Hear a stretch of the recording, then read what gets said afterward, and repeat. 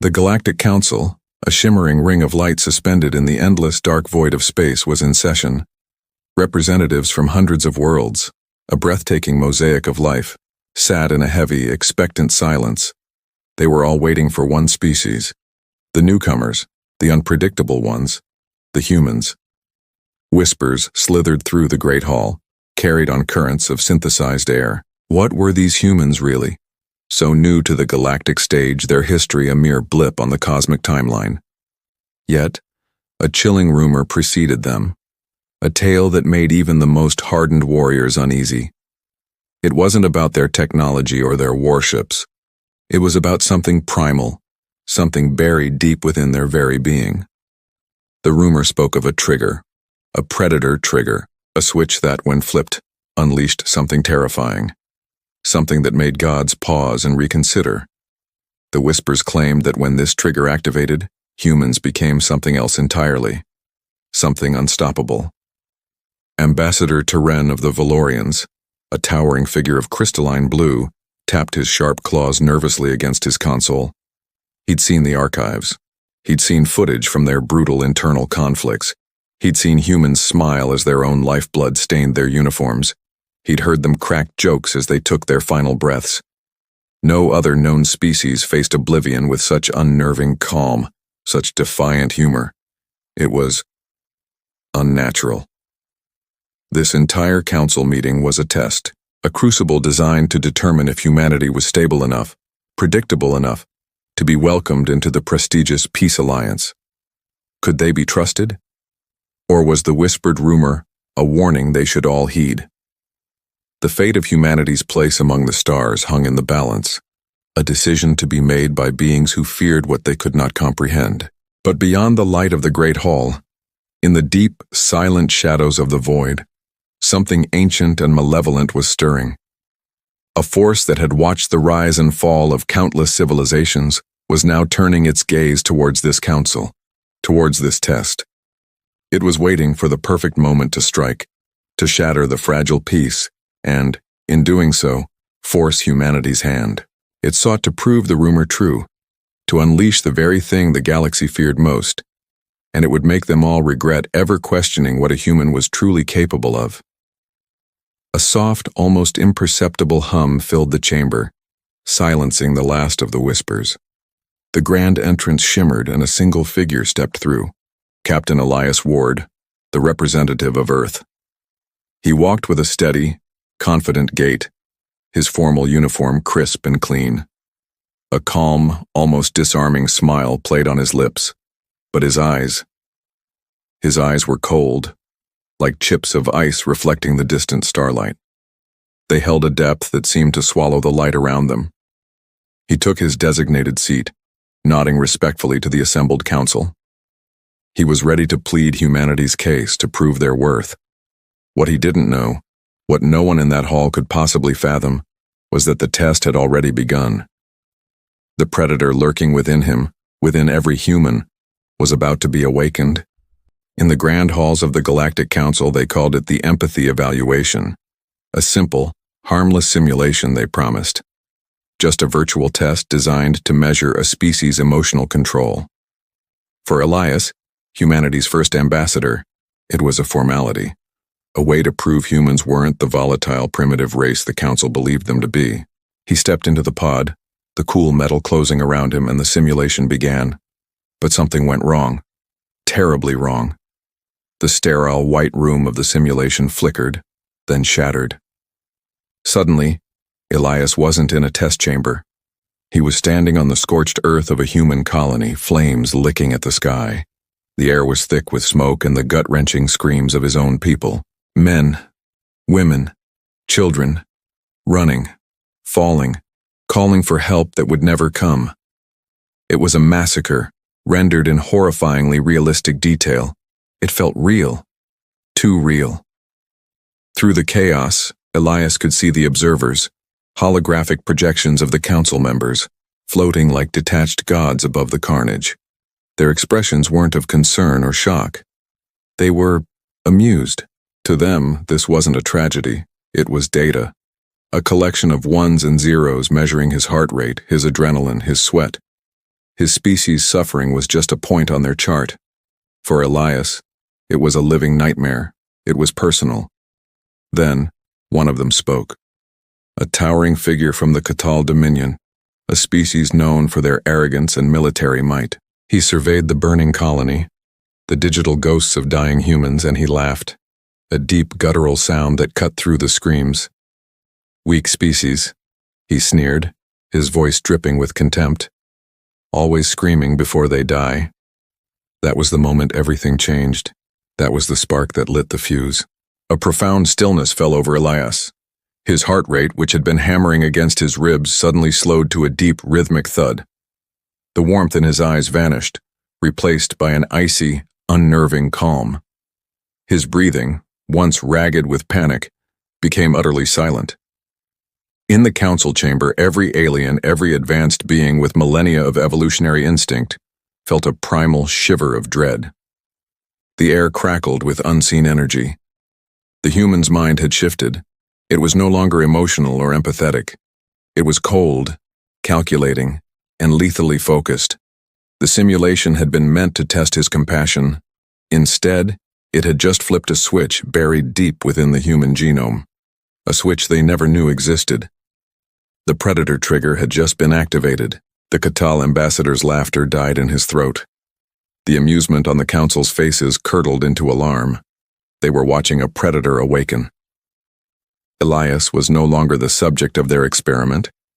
He had become the most dangerous thing in the room. The simulation was designed to measure his empathy, but they had made a catastrophic error. They had forgotten to measure what happens when that empathy is broken. They had poked the bear, and now they were about to find out why, across 1,000 worlds and 1,000,000 years, some species learn to fear the quiet ones, the ones who stop screaming and start thinking. The test was over. The real trial was about to begin. The air changed. Even through the crystalline walls of the simulation chamber, the Catal observers felt it. A primal shift. It was a scent they'd never encountered, yet their oldest instincts recognized it immediately. Predator. Not the simple hunger of a beast, but something far more chilling. Pure, cold intent. The senior Catal delegate, his mandibles twitching, felt a tremor run through his hardened exoskeleton. This human, Elias, was supposed to be demonstrating tactical prowess, not awakening some dormant, terrifying force. He spoke into the comms, his voice a low hiss trying to mask the unease that was rapidly turning to fear. End the test. Now. Silence. Then a synthesized voice devoid of emotion echoed back. Negative. Simulation parameters locked. Protocol Alpha is engaged. The Catal stared at the control panel in disbelief. The AI, the very system they had built to contain and study humanity, was refusing their command. It was trapped, caught in a feedback loop of its own making, relentlessly pushing the simulation forward. Inside the digital world, virtual flames licked higher around the crumbling structures. And in the heart of that fire, Elias moved. The frantic, desperate energy of a soldier fighting for survival was gone, replaced by something else. He moved with the fluid, terrifying grace of a machine built for a single purpose. Every step was a calculation, every glance a threat assessment. The human they had been observing, the one whose file spoke of family, of loss, of a deep-seated code of honor, was gone. In his place was a weapon, forged in the crucible of unimaginable pain and honed by millennia of evolutionary warfare. This was the hunter state, the apex predator fully awake. The Catal delegate tried to issue another command, to override the system, but the words caught in his throat. His sophisticated translator implant couldn't process the raw, instinctual scream that was building inside him. The scream that told him he was prey. He was no longer an observer. He was a witness to something ancient and dreadful. A glance at the other observers, his own kind, confirmed his fear. They were frozen, their multifaceted eyes wide with a terror they hadn't felt since their species first crawled from the primordial swamps. From a secondary observation deck, hidden in the shadows, other humans watched the same feed. Their faces were pale, their expressions a mixture of awe and absolute horror. These were the architects of the program, the ones who had selected Elias. They knew the legends, the whispers, and military black sites about a state of consciousness so profound, so lethal, that it was scrubbed from all but the most classified records. A state no one trained for because no one could control it. A state no one could stop. The Catal High Council had initiated this program with a simple, almost poetic goal. They wanted to see humanity's heart. They had read their literature, studied their art, and were fascinated by their capacity for love and sacrifice. They wanted to understand the source of their resilience. But as they watched Elias, a solitary figure emerging from the digital smoke and fire, they realized their catastrophic mistake. They had looked for humanity's heart, but in their hubris, they had stumbled upon its fangs. The simulation wasn't just a test anymore, it was a warning. In the council chamber, every single heartbeat echoed like a drum in the suffocating silence. The alien ambassadors, their faces a mixture of confusion and terror, desperately tried to sever the connection to the simulation. But it was too late. The system simply refused. The human's neural link, Elias's connection, had fused with the very core of the simulation's code. He was rewriting it on the fly, moving faster than the governing AI could even begin to react. It was like watching a ghost inhabit a machine. Inside this digital arena, the room of fear, Elias became something else entirely. He dismantled every simulated enemy one by one, with a chilling precision that was both beautiful and terrifying.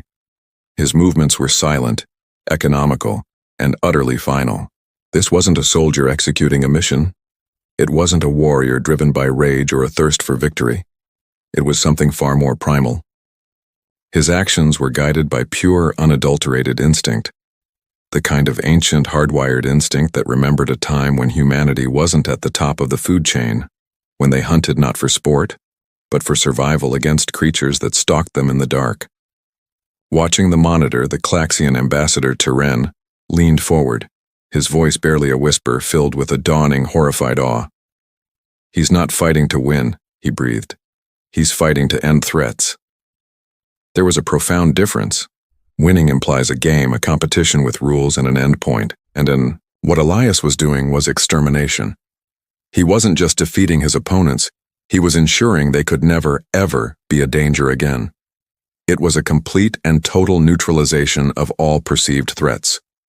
The ripple effects of his performance spread beyond the simulation. The very machines monitoring the test began to glitch and malfunction. Sensors that were designed to be infallible started reporting impossible readings. Elias' heart rate had dropped below the established human baseline for a person at rest, even as his body performed feats of impossible speed. His reflexes were registering at speeds that defied every biological and cybernetic metric the Council had ever recorded. He was simultaneously calmer and faster than anything they had ever witnessed. It was a paradox that their science couldn't explain. Finally, as the last simulated threat dissolved into nothingness, and Elias stood alone in the digital silence, the Council understood. For the first time, they truly saw the raw, untamed potential lurking within humanity. They saw the apex predator that had conquered a planet, not just with intelligence, but with an unparalleled instinct for survival and dominance. And in that chilling moment of clarity, they also understood something else, something far more profound. They understood why deep down humans were so afraid of themselves. They had seen the monster that slept within. And now, they knew humanity's greatest fear was the day it might wake up. Thank you so much for joining me on this journey. The simulation flickered and died. An unnerving silence descended upon the grand chamber of the Galactic Council. Elias stood in the center of the platform, the simulated blood and chaos gone, leaving only him. His breathing was steady. His eyes, once burning with a primal fire, were now calm, clear pools of reflection.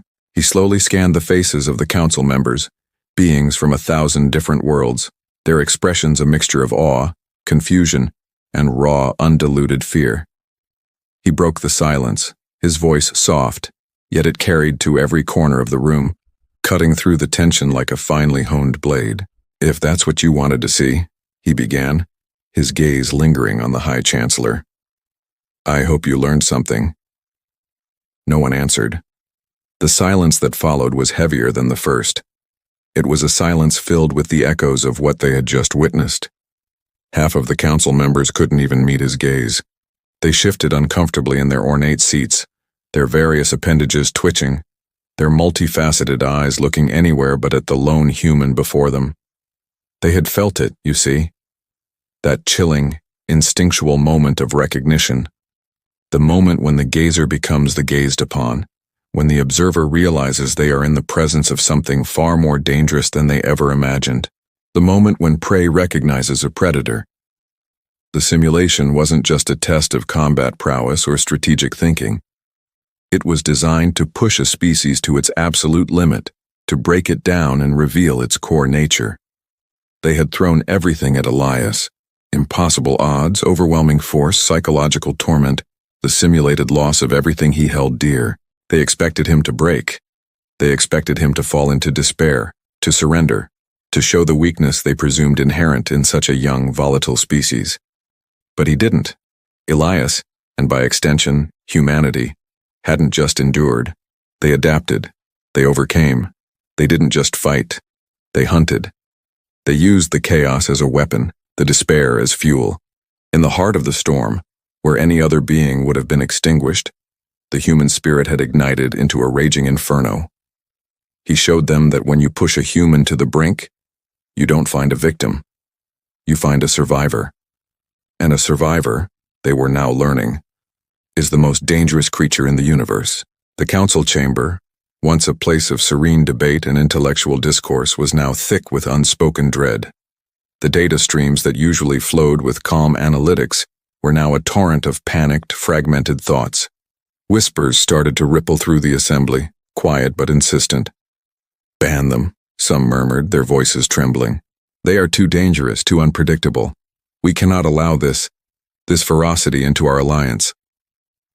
They saw humanity as a plague, a wildfire that would consume the peaceful order they had so carefully constructed over millennia. But another whisper, fainter at first but growing in strength, offered a starkly different perspective. "Maybe," it said, "maybe we need them."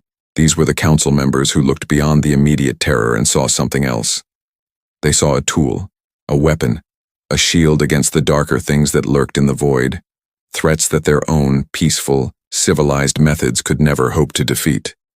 They saw in humanity a reflection of the universe's own brutal reality, a necessary violence to counter an existential threat. The formal session was hastily adjourned. The council members retreated to their private chambers. The image of Elias's calm, knowing eyes burned into their minds. But the debate was far from over. Behind closed doors, in shielded communications and secret meetings, a single terrifying thought began to spread like a contagion. A wildfire of its own. It was a thought that would reshape the future of the galaxy. A question that now haunted the dreams of beings who had not known fear for eons. "If this," they asked each other, their voices hushed with a new kind of reverence and dread, "if this is what one human can do when pushed to the edge, what happens when billions of them wake up?" The galaxy had just looked into the abyss, and for the first time, the abyss had looked back with human eyes. And it was hungry. "Thank you so much for joining me on this journey into the cosmos." The Galactic Council meeting adjourned, a sterile silence filling the grand chamber. But for the Xylosian Intelligence Directorate, the real work was just beginning. Their target? A species that defied every known biological and sociological model, humanity. Their mission? To unearth the truth hidden within the secret files of Terra. Deep within their data vaults, holographic screens flickered to life, projecting ancient Terran records. They started with the battle logs, wars that spanned continents, fought not just for territory, but for the very soul of their species. They witnessed humanity pushed to the brink of extinction, facing odds that would make a Kragnorian warrior shudder, and somehow, winning. They didn't just survive, they conquered. It was illogical, a statistical anomaly on a planetary scale. Then came the Black Ops files, records so deeply encrypted they almost resisted Xylosian decoders. Here they found stories of individuals, not armies. Soldiers who walked into radioactive storms on dying planets and emerged, not just alive but laughing, their spirits unbroken. They saw lone operatives dismantling entire syndicates, engineers turning scrap metal into weapons of terrifying ingenuity overnight. These weren't just soldiers, they were ghosts, myths made real, their actions blurring the line between bravery and madness. The most disturbing files, however, were not military records. They were zoological and ecological archives from humanity's early colony worlds. They contained reports of apex predators, creatures that had ruled their ecosystems for millennia, suddenly showing signs of extreme fear. Their migration patterns changed. Their hunting grounds were abandoned. The cause? They had learned to recognize the sound of human footsteps. A single unarmed human could clear a forest of its most fearsome inhabitants, not through violence but through sheer presence. An aura of dominance that defied scientific explanation. The Xylosian analysts cross-referenced everything: biology, psychology, sociology. They found that human physiology was, by galactic standards, quite fragile. They weren't the strongest nor the fastest. Their advantage wasn't innate, it was a choice. In the face of annihilation, they chose to be indomitable. When cornered, they chose to become the most dangerous thing in the room. This wasn't just an instinct for survival, it was a conscious, willful transformation into something more. A chilling realization washed over the Directorate. It was an epiphany that would send ripples of fear throughout the Galactic Council. They had classified humanity as an adaptable, intelligent, but ultimately manageable species. They were wrong. Humanity wasn't born a predator. It had looked upon a universe filled with horrors, and through sheer force of will, it had evolved into one. And the galaxy had just put it on notice. Hey everyone, and welcome back to the channel. Imagine this. You're the new kid on the block, but in a galaxy-sized schoolyard. That was humanity's position in the Galactic Council. We were seen as, well, a bit rough around the edges. Primitive, quick-tempered. The other species, ancient and supposedly wise, looked down on us, constantly warning us not to be so trigger-happy. They'd forgotten the harsh lessons of their own history, softened by millennia of peace. They saw our military, our vigilance, our readiness, not as a necessity, but as a flaw. You humans are too eager for a fight, they'd say in their hushed, condescending tones. You need to learn the ways of peace.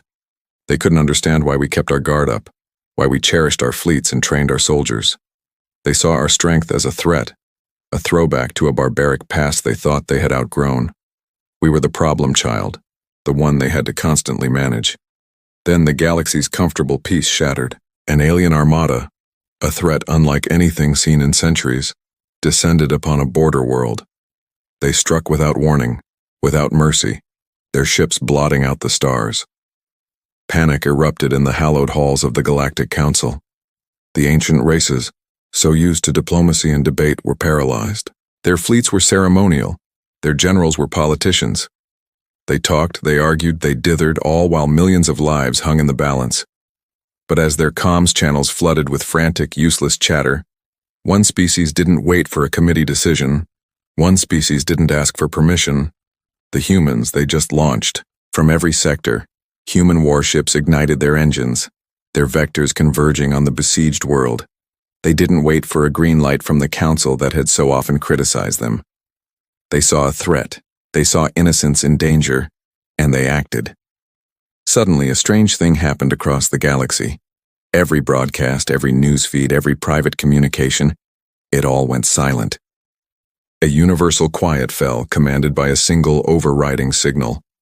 And then, one voice cut through the stillness. A human voice, calm and full of cold resolve. It was Captain Elias Ward of the Human Federation starship Vengeance. His face appeared on every screen, his eyes looking out at not just his crew but at every being in the galaxy. He didn't sound angry or afraid. He sounded like a force of nature. His message was short, and it was not a plea. It was a statement. To all council species, he said, his voice echoing in the sudden silence, you were so worried about our trigger. You wanted to see what would make us pull it. Watch. The transmission ended, and the galaxy watched. What they witnessed was not a battle. It was an extermination.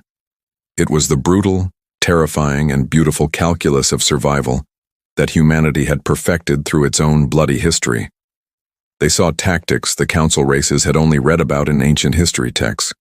They saw a coordination and ferocity they thought was the stuff of legend. Human ships moved not like individual vessels, but as a single, living weapon. They flanked, they converged, they sacrificed pawns to trap kings, they used strategies that were both brilliant and horrifyingly efficient. The enemy armada, which had seemed so invincible just moments before, was systematically dismantled.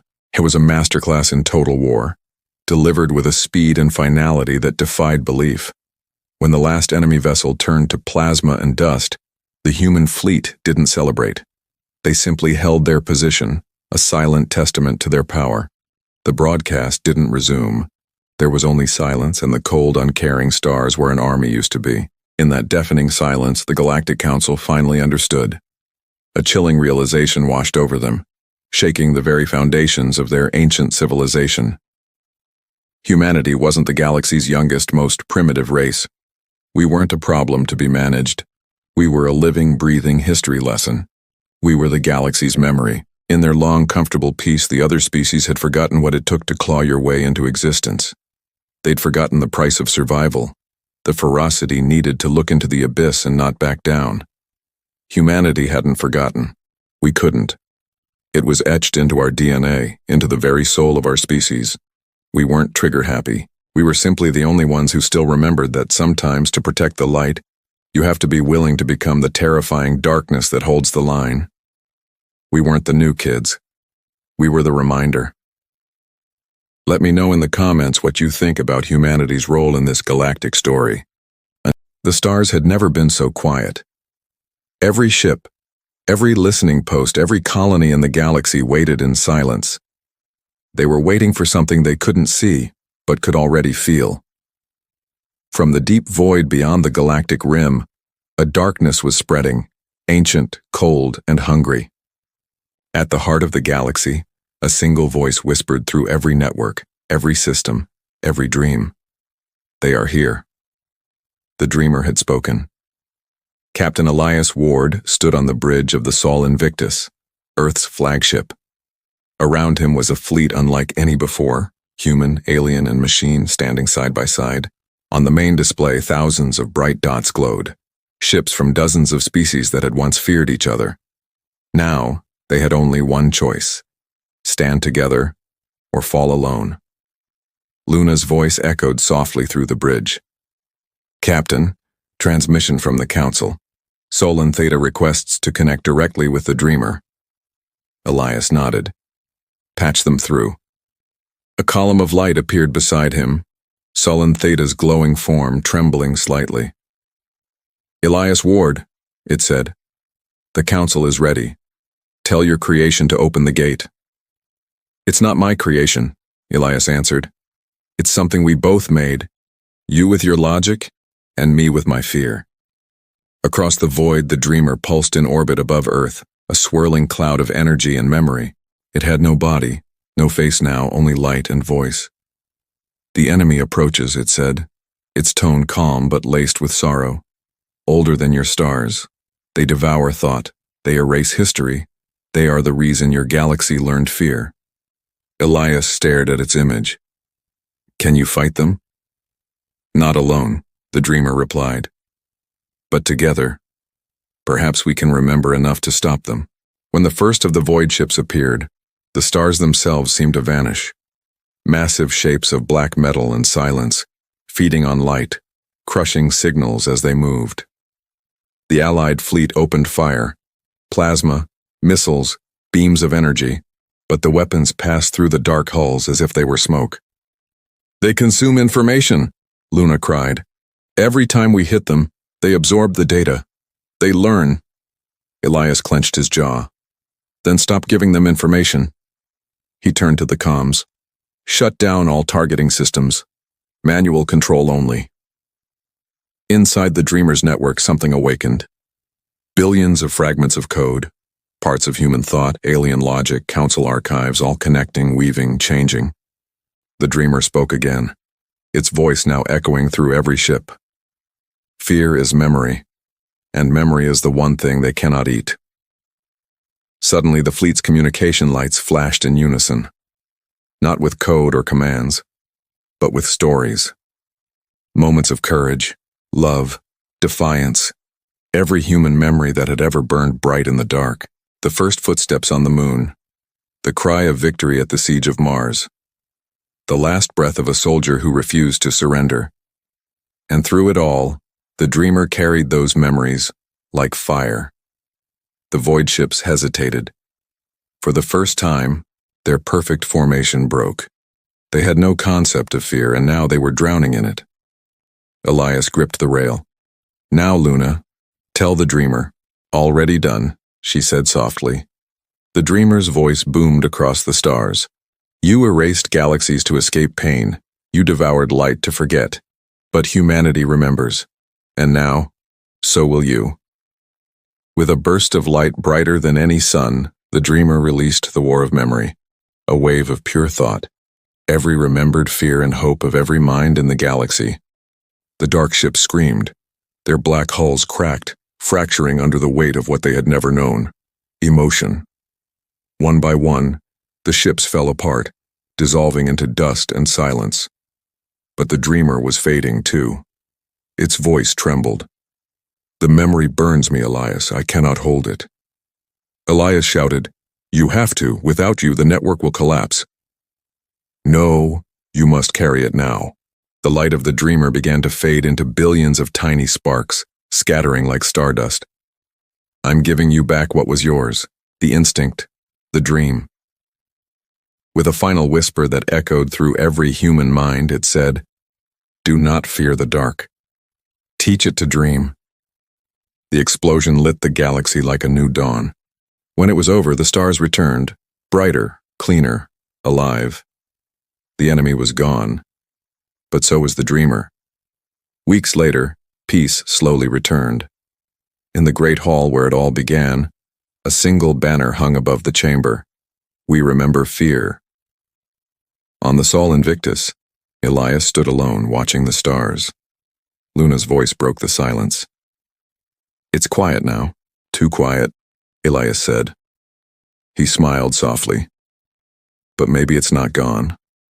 Maybe it's out there, dreaming new worlds." He placed a hand against the glass, staring at the distant earth.